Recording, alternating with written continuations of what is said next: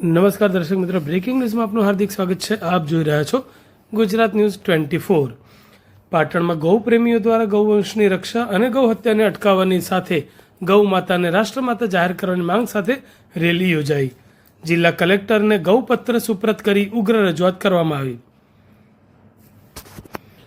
ગૌવંશની રક્ષા અને ગૌ હત્યાને સદંતર અટકાવવાની સાથે સાથે ગૌ માતાને રાષ્ટ્રમાતા જાહેર કરવાની માંગ સાથે સોમવારે પાટણ હરિઓમ ગૌશાળાની આગેવાની હેઠળ ગૌ પ્રેમીઓ અને સામાજિક જાગૃત નાગરિકો દ્વારા શહેરના ટીબી 3 રસ્તાથી રેલી યોજી કલેક્ટર કચેરી ખાતે ગૌપત્ર આપવામાં આવ્યું હતું। જિલ્લા કલેક્ટરને સુપ્રત કરવામાં આવેલા ગૌપત્રમાં મુખ્યત્વે ગૌહત્યા સાથે સંકળાયેલા ઇસમો સાથે સામે કડકમાં કડક કાનૂની કાર્યવાહી અને પ્રવર્તમાન કાયદાઓનો ચુસ્ત અમલ કરાવવા રજૂઆત કરવામાં આવી હતી અને સાથે ગૌવંશની ગેરકાયદેસર થતી હેરાફેરી કત્તલખાને લઈ જતા પશુઓને અટકાવવા માટે ચેકપોસ્ટો પર સઘન વાહન ચેકિંગ હાથ ધરવામાં આવે તેવી માંગ કરાઈ છે। તો રઝળતા ગૌવંશ માટે યોગ્ય નિભાવ, ઘાસચારાની વ્યવસ્થા અને પાંજરાપોળ તેમજ આશ્રય સ્થાનોને સરકારી સહાય પૂરી પાડવાની માંગ કરવામાં આવેલ છે।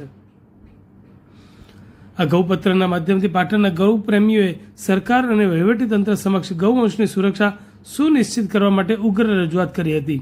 આ રેલીમાં અનાવાડા હરિઓમ ગૌશાળાના સંચાલક દિનેશભાઈ જોશી, વિશ્વ હિન્દુ પરિષદના આગેવાન જગદીશભાઈ ઠક્કર સહિત મોટી સંખ્યામાં ગૌપ્રેમીઓ સાથે વિશ્વ હિન્દુ પરિષદ, બજરંગ દળના કાર્યકરો, પાંજરાપોળના સંચાલકો પણ જોડાયા હતા।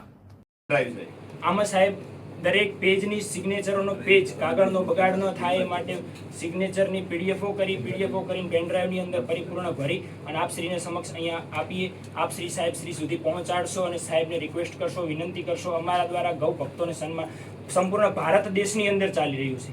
આજની તારીખ નિર્ધારિત કરેલી હતી 27 તારીખના રોજ દરેક જિલ્લા કલેક્ટર કચેરી સાહેબને જઈ અને આવેદનપત્ર આપવાનું। 5 લાખ ટાર્ગેટ સિગ્નેચરનો હતો।